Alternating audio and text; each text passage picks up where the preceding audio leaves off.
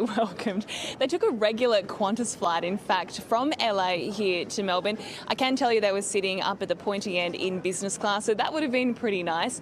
They touched down here on the tarmac just before 6. They were then whisked away in some Range Rovers, and they have been taken away. But we did speak to quite a number of people who were sitting on that flight with them. For the most part, they were pretty excited. We even spoke to some people who sat next to them and right behind them. Well, until we got off the plane was the only time we realized that was them. So yeah, it's just in LA you see it all the time though, so you're kind of used to it. So what did they look like? Were they just casually getting off the flight? Yeah, well, casual. Yeah, they look great. Yeah, they look great. I said I hope you have a lovely time in Melbourne, and I'm sure you'll enjoy Sydney. And we spoke about their children and that they were here for a couple of days. Do you think it's exciting that they're here? So exciting! It's so exciting. Everyone was very excited to see them on board. They were super friendly around the toilet areas when they went to the toilet. They basically just slipped off pretty quickly off the aircraft, and then security, customs, border force people were there to meet them, and then they took them in their own personal vehicles off the airside, and away they went. You know what immediately stood out to me about this entire story?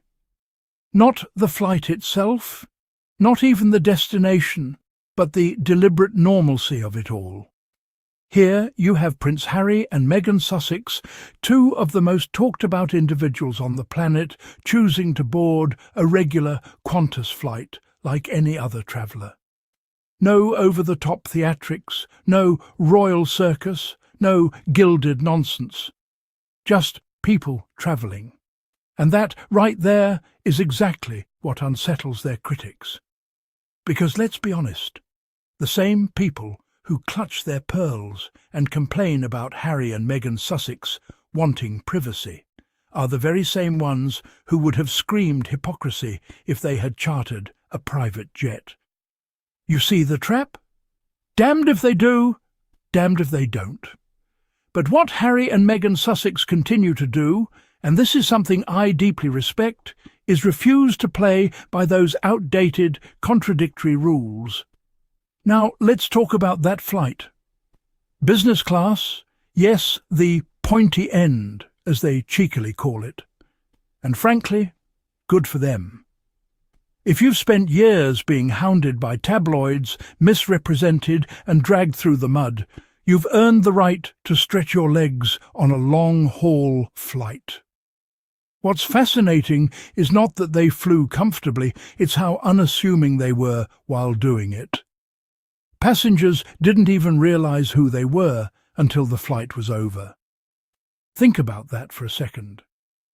In an age where celebrity culture is hyper-visible, where influencers can't even grab coffee without staging a photo shoot, Harry and Meghan Sussex managed to sit through an entire international flight blending in.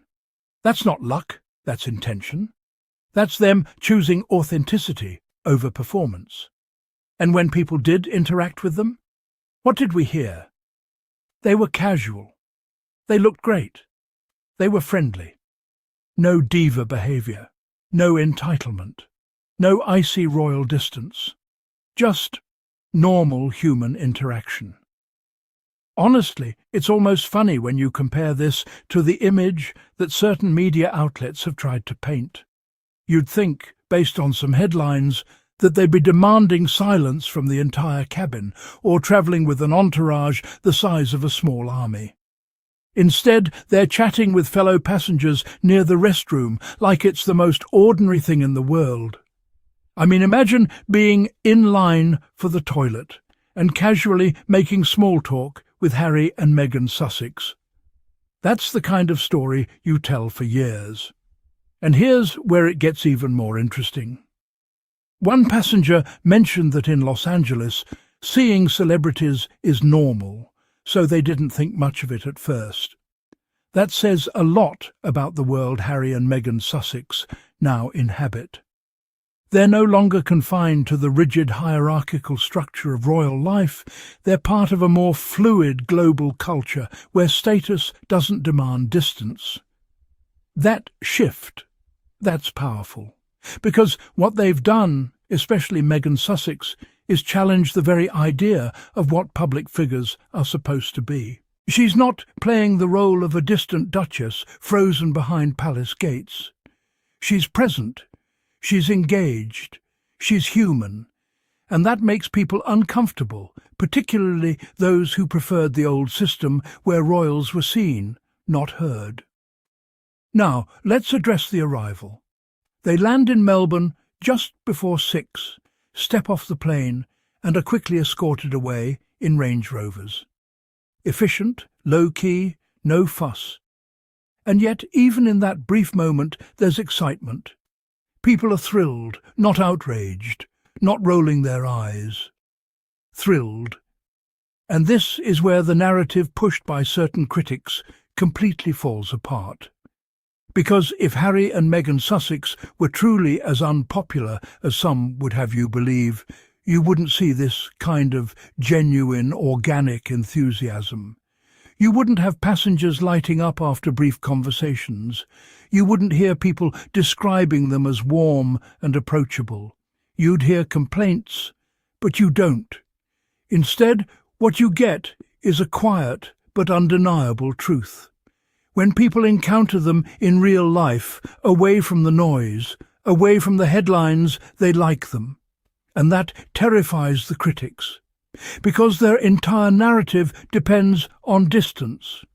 It depends on people never actually experiencing Harry and Meghan Sussex as they are.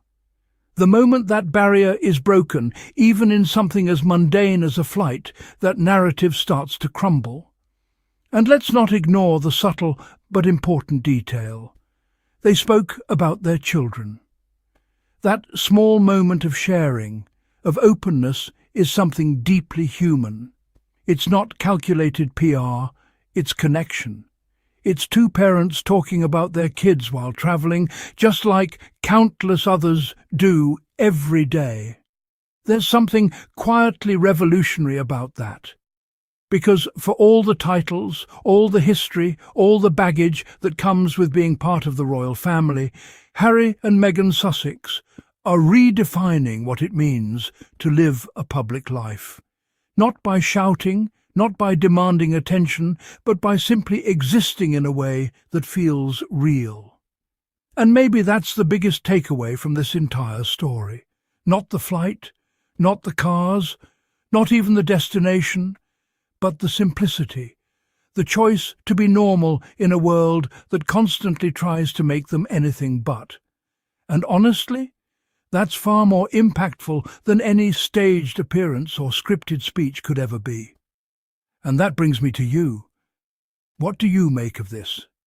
Do you think moments like this, where Harry and Meghan Sussex interact naturally with everyday people, help shift the narrative around them?